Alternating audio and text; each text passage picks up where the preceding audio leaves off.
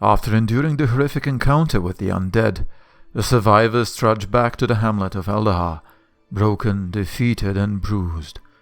The weight of their lost companions hangs heavily on their minds as they prepare to face the rest of the villagers and explain the events that took place just days ago. As the survivors cautiously make their way into the hamlet, they are immediately spotted by the alchemist Helvin, his son Ruthwil, and Ruthwil's companions. Helvin and the rest are shocked and appalled at the sight of Skardoon, who the survivors had brought with them into the hamlet. And Giselle was like, "Oh, hell no!" And Ruthwil rushed towards you, and he's looking at you, and obviously he sees Pimpim and Freya, and what is the meaning of this? Why did you bring this vile monster to the hamlet? And he's obviously pointing towards Skardoon. And Skardoon's kind of behind you, and he, makes that stupid face and is like, "Hi." Monster? I don't see any monsters here.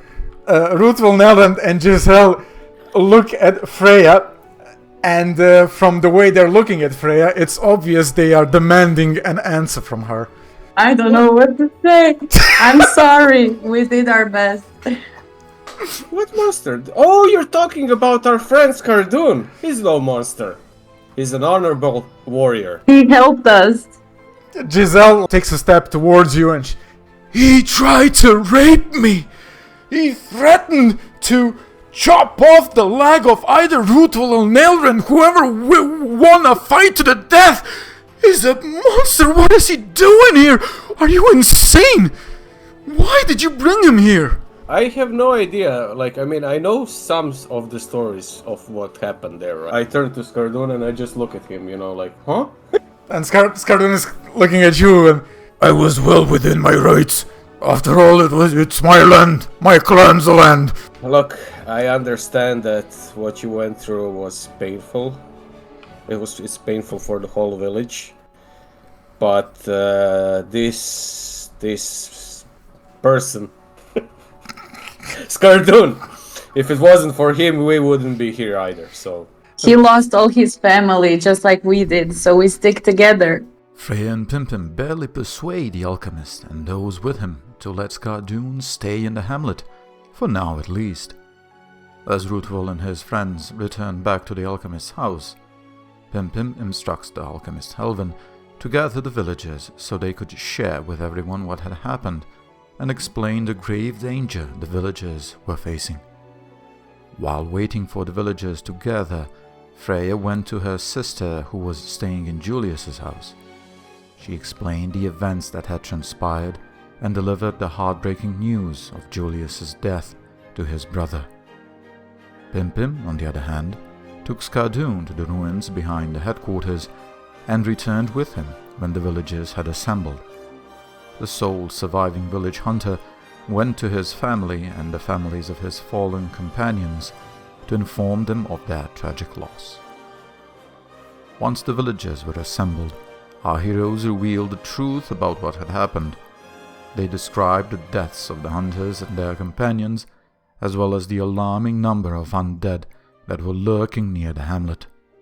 They also disclosed that the undead were being led by a powerful leader who served the shattered lord of the dead, whose identity was unknown. Despite the protests from the villagers, our heroes explained that Skardoon had aided them in their battle against the undead and had earned his place as one of their companions. They also revealed that all of Skardoon's clan members had fallen victim to the taint and perished, leaving him as the sole survivor. As the villagers began to disperse, our heroes were approached by two hunters who reported the arrival of two new visitors in the hamlet. One was a dark-haired human who had come from the north, while the other was an Arcalvian soldier who had arrived from the east. The hunters brought the two strangers to our heroes, as the hamlet currently has no elders or official leaders. What brings you to our little home? You see, new character here, takes half a step backwards and grips his weapon tightly. Yeah. I immediately look at this and I'm like, what are you doing? What in the hell are you guys doing with the Fey Wolf? And how are you not dead? Where are the others? What am I doing with you is the real question. Wait, what? Do you know what this creature is? Yes. If you, Ghost. if you touch him, I will rip your face off.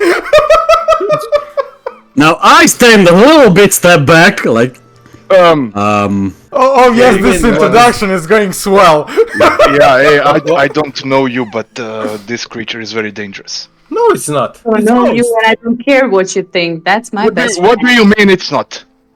That's our friend. I Ghost. get closer and I attempt to whisper. So, are you phased as well then? Who the fuck are you?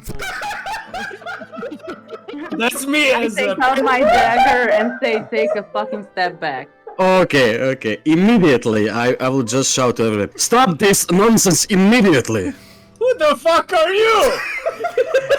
You come to my town and threaten my... Wait, I am a soldier of Arcadia here, and I did answers here. What is going on? Who are you again? Wait, what did you say? Can you repeat that? Who are you? I think you clearly can see my uniform. I am a soldier of Arcadia, and I demand answers. What is going on here? What about your uniform? You are here under the protection of Archmage. You shall address me correctly. Now, Civilian, Philip, 2 destiny tokens. tell me, what is going on here? Leave us alone. I am very sorry, excuse my poor manners. My name is Michael. I'm just Hello, Michael. I am very amazed that you have this creature with you. Yes, and that's our friend Ghost. you are still alive. Yes, he's our buddy. He's our good boy. Exactly. Come on, Ghost. Say hi to Michael. He growls. I currently see no threat and I loosen my grip. Michael, you say, what is that creature? This is an otherworldly creature. It's something that usually doesn't behave like this. Okay? I can assure you he's quite normal. And very affectionate to those that deserve it. Right, boy? Okay. And I turn to him and I'm like, ruffling him. Good. Yeah, and he's like, Okay. Now I'm like, okay. I really don't understand how. Do you bear any insignia on you? Lord World. 13. The tabard that he has is a common tabard that Ecclesiam knights associated with Hardrimar would wear. I see that you recognize the colors of my tabard. Yes, in fact, I am from Hardimar. I have nothing to hide. I am a warrior of Hardimar. A human warrior, Hadriman. Yes. Interesting. Yeah. My name is Zervas, and I come from Arcadia. Asshole, what? What did you say your name was? Pim. That's not nice of you. Are gnomes usually like this? Arvas. Was it Arvas? Zervas. Zervos, okay. Zervos, what brings you to our little hamlet? Who's in charge here? I have some important matter to discuss. I am in charge. No, you're not. I even chuckled as I said it. Okay, who is in charge? We don't have a person in charge. What do you mean you don't have a person in charge? We had a person in charge, but a certain group of soldiers killed a couple of our elders that were in charge of the village. Yes, I heard about that. That Yes, happened a few years before. Yes, certain soldiers of... Can you remind me where they were from? I spit them up. Deserters. So from the same places, that was very unfortunate for us, so that's where we lost most of our elders. You seem like someone who knows what's going on, so I'll be frank here. This village is in deep shit. Really? I just turned with a puzzling look to Freya, and I'm like, is this guy for real? Like that kind of a look. Listen. Yeah, I give the same look back.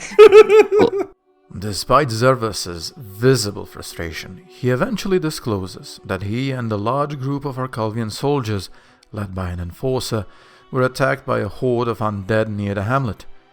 This information paints a grim picture of the severity of the undead threat, and makes it clear that the villagers of the hamlet cannot rely on Arcalvia for assistance. Realizing the need for cooperation, Pimpim and Freya put aside their differences with Zervos and Michael and retreat to their headquarters, directing the latter to to search for suitable accommodations in the hamlet, denying them the hospitality of their own base. Left with no place to spend the night, Michael and Zervos begin to explore the hamlet and eventually come across the Arcalvian Builders Guild. You can see the builders going about their business, and you can clearly see one of the persons who looks like he's in charge. Okay, let's approach him. As soon as he sees you, he turns and he kind of gives you a little nod, and he says, "Yes, soldiers from Arcalvia, good, good. We have a lot to discuss. Where is your..." And then he notices the half-cloak and the insignia on it. And then he bows deeper and he says, "Forgive me, my lord." My lord, what do you mean? Who are you exactly? I'll tell you later, Michael. He introduced himself. "I am Artun, my lord. I am the Grand Master of this section of the Arcalvians Guild." Greetings, Artun. My name is Zervos, and I'm here on the official Archmage business. "How can I serve the Archmage, my lord?" We have something important to discuss. And you see he's kind of glancing towards Michael, right? And he's unsure if he should continue speaking or not. He's with me. Speak clearly. If you say, my lord, we had trouble. One of the shipments that was recently sent from Arcalvia was attacked by undead. The commoners here, led by Pim and the rest, have managed to defeat the undead, and we were able to retrieve most of the shipment. But unfortunately, I've lost a lot of men during the attack. We were unable to fulfill the requirements. So, again, apologies. I hope that the illustrious Archmage can see our predicament and understand our failure. It's obvious that the person is speaking to you in a way that he assumes that you know something that you obviously don't know. You mentioned Pimpim and the others. We met them. What can you tell me more about them? How could they defeat the undead? They are a strange lot, my lord. Something fishy is going on with them.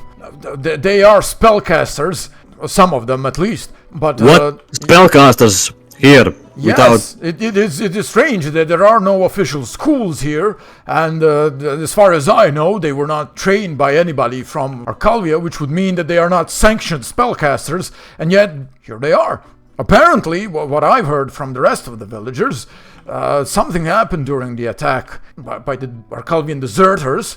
And spit on the ground. He spits as well. And apparently nobody's exactly sure what happened, but him and another halfling lad called Julius, who lost his life very recently, they got magical powers somehow. They were true spellcasters. What about the rest of them? The elf Freya? Apparently she's trained well with the bow, and is a ranger of swords, keeps to herself mostly. And the orc? Oh, I don't know, my lord. I've never seen him before. Okay, so he's also new here. Interesting. Alright, this village will definitely need some defenses going, so that should be our top priority, securing the village.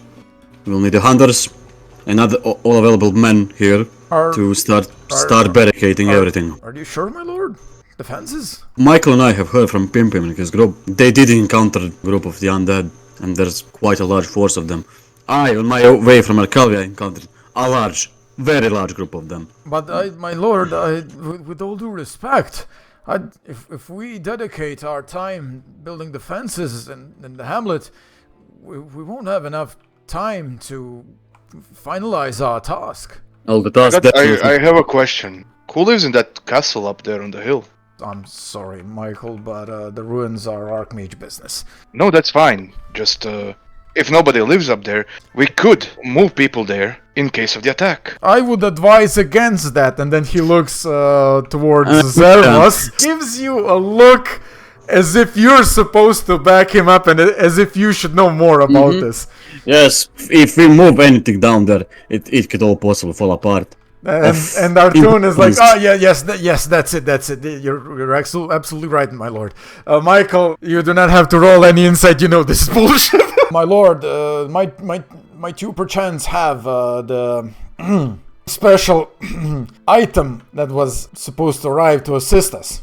And then I realized what he's actually talking about, and I'm like, oh, about that. Zervos proceeds to clarify that the item that Artun is asking about was lost during Zervos' encounter with a horde of undead while journeying to the hamlet.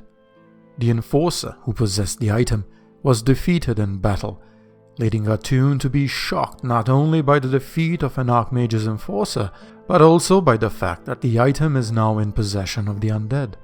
Zervos makes a solemn promise to prioritize the retrieval of the item. Later, when Zervos asks if there is lodging available in the hamlet, Atune kindly offers him and Michael his private quarters in the Arcalvian Builders Guild. Before retiring for the night, Zervos and Michael are drawn to the ruins, intrigued by Atune's words and determined to investigate it further.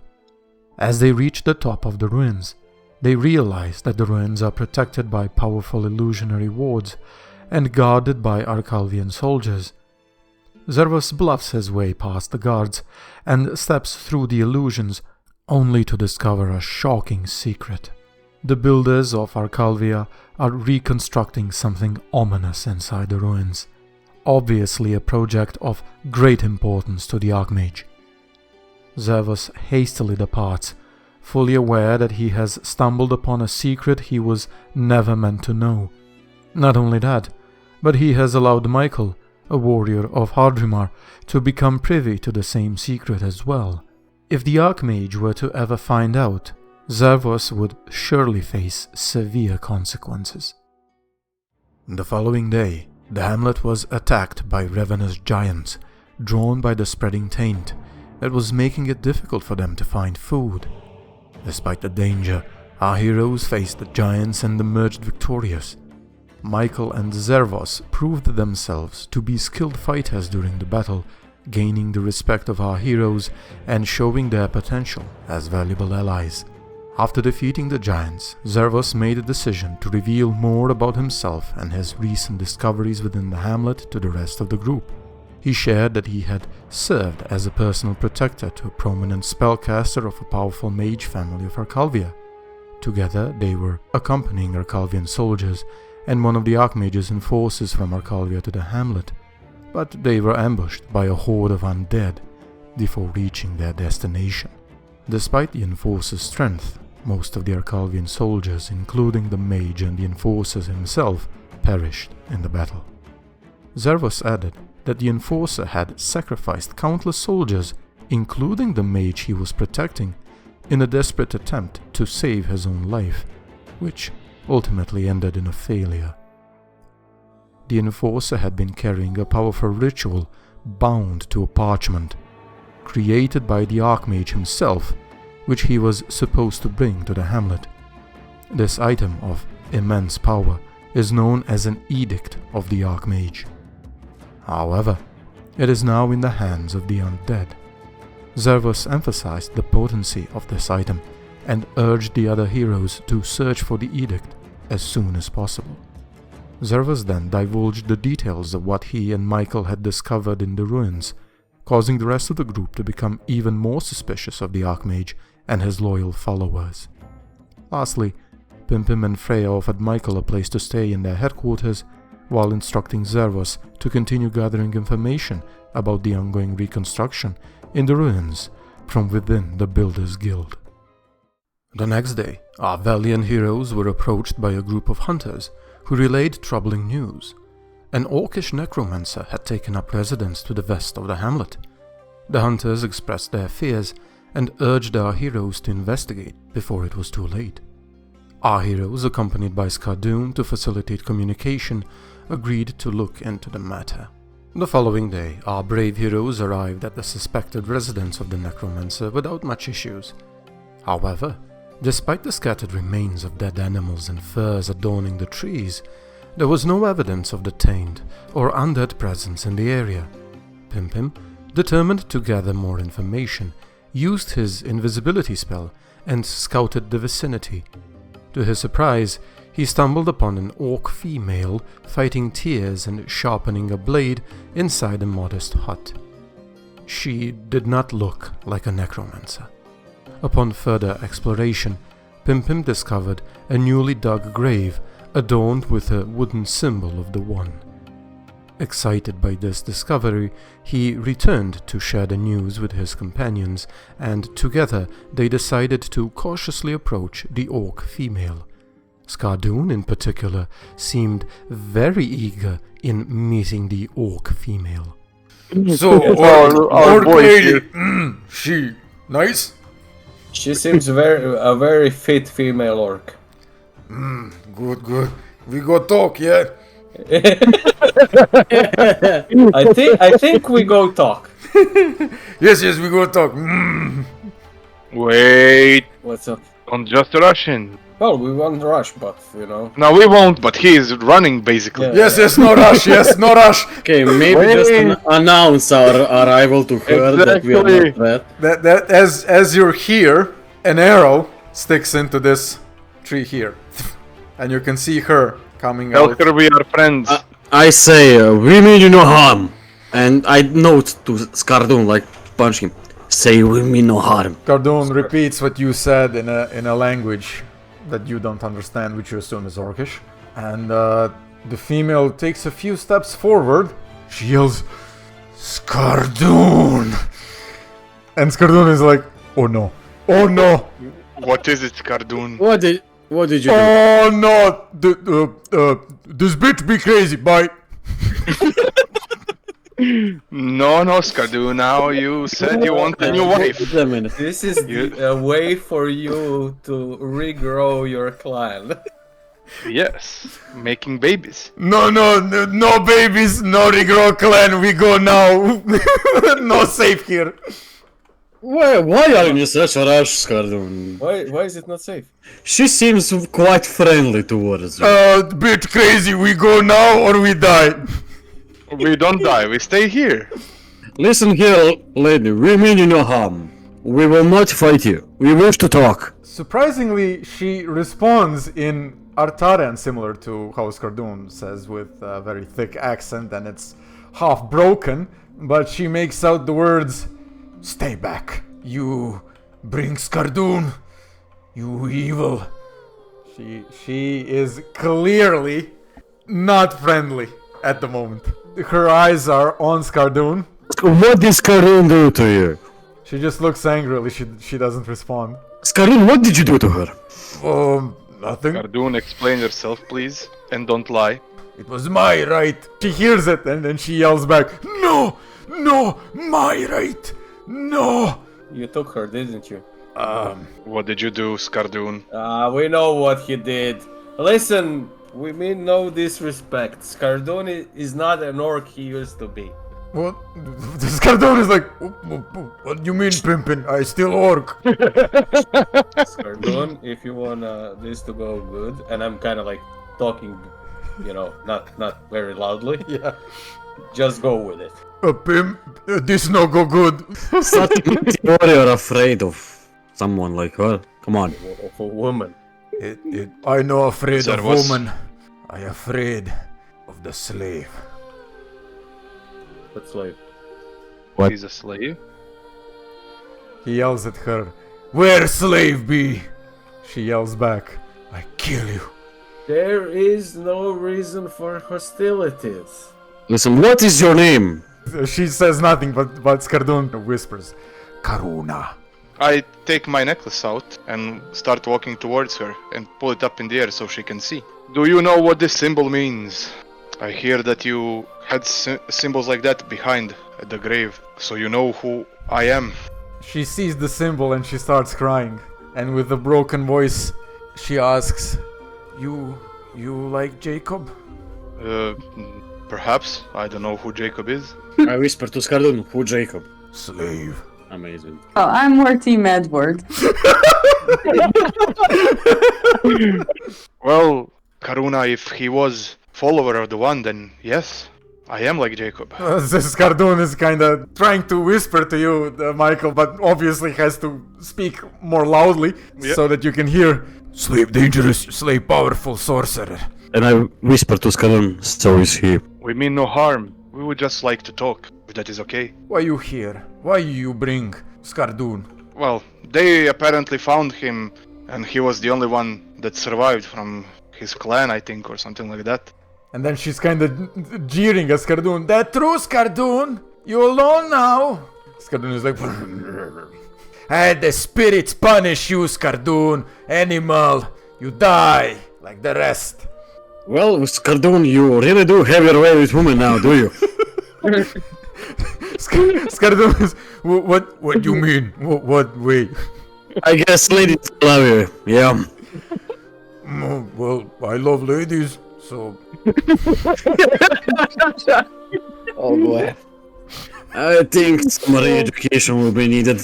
You know how to speak to a lady. Re-education, what that mean? Relearning, Skardoon. Learn again. Oh, learn? Well, what there to learn? Me fight, me kill. Learn. Me know everything. No, learn. Talk. Me take.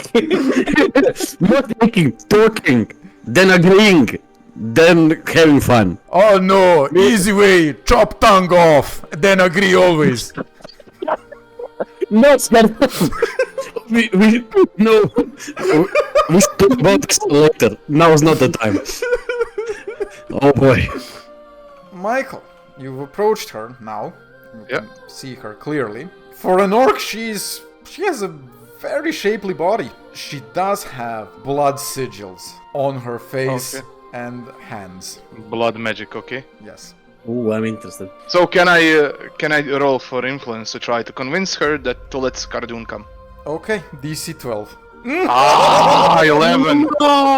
No, your friends come. Skardoon, no. So I get back and explain. And Skardoon is like, yeah, okay, me wait, bye. You wait here. Don't go anywhere, okay? Yeah.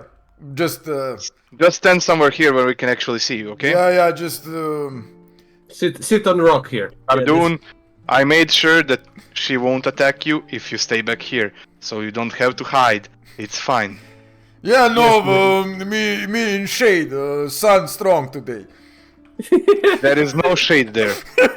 Yeah, the shade come now. Sun move. Okay, let's go. I'm near him, so he shouldn't be afraid. Yeah, this is not fear. This is experience. So, I see you're living here, yes? What happened to you that you are so far away from everybody? Me live in peace. No attack. Why you here? Well, our group of hunters reported that there is somebody here that... Well, they got scared, so yeah. See, we live nearby. Me no attack. Why scared? Okay. Undead are roaming these lands. Yeah, I'm gonna explain. There are undead around everywhere. And she looks at you dead serious and says, I know. You know about the undead? I kill all dead. That is very good. You do know that it is not safe for you to be alone here, right? I care not. I kill all dead. Yeah, that's what we do as well. We know the exact location of where the main force is, and we could use a hand. Or in your case, a bow and arrow. You know where If you're interested. that be Yeah. their leader? Presumably, yes. Good. You show me the leader. No need to wait. You show, I kill. She's gonna die. You do realize you fighting a horde of undead is a suicide mission. No There reason is to live A anymore. lot of them. Me kill and There is die. no reason to waste your life away either. You could save so many with your skills. Trying not to cry, she replies with, my life over. I lost the one I loved the most recently to the undead. And I'm here fighting to make sure the undead pay. But I cannot do that if I go get myself killed. So I do understand the pain you're going through. But without help, you will accomplish nothing. Together with us, you could accomplish a lot. I care not for others. I care not for help.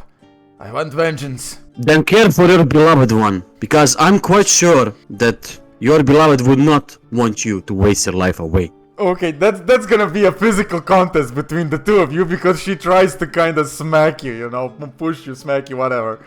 She's raging. She's not really controlling herself, you do deftly manage to block. And here's Cardoon from the back. Told you, bitch, be crazy. You, and then she's crying, you know, and through tears. You know nothing. Then I come near her and I take my necklace off and I just show her to her. This belongs to my beloved. This is all I have left to remember her. I know exactly what you're going through. And I hug her. You can see wrapped around her right hand a necklace. Michael, you recognize without a doubt that it is a necklace that one such as yourself would wear. A paladin from Hardrimar, an equestrian knight. Who did this necklace belong to? Was it Jacob's? Through tears, she says yes. I am very sorry. What happened to him? Karuna explained that Jacob had initially been enslaved by her clan around 5 years ago. He was discovered wandering the wilderness, exhausted and partially deranged. Despite his troubled state, she felt inexplicably drawn to him. Upon discovering his inherent kindness and past as a formidable warrior who had renounced violence, Karuna, as the eldest blood fury of her clan, claimed him as her personal slave in an attempt to aid him. However, Skardoon, who harbored feelings for Karuna, attempted to murder Jacob out of jealousy. Karuna freed Jacob and they fled from her clan together. In pursuit, Skardoon led a hunting party to retrieve them. Though he eventually caught up with them and managed to defeat Karuna, he was no match for Jacob, who, breaking his vow, summoned lightning from the sky that nearly killed Skardoon. Terrified, Skardoon fled, and Karuna and Jacob lived peacefully until a few days ago. While hunting, they were attacked by a large group of undead. Jacob valiantly fought them off, but unfortunately lost his life in the battle. Karuna brought his body back and buried him, adorning his grave with the symbol of the god that he worshipped. She was preparing to face the undead alone, in a final attempt to avenge her beloved, when our heroes arrived. Through persuasive words and promises of retribution against the undead, our heroes were able to convince Karuna to abandon her suicidal mission and join forces with them. With a renewed determination, Karuna vowed to destroy the undead or die trying.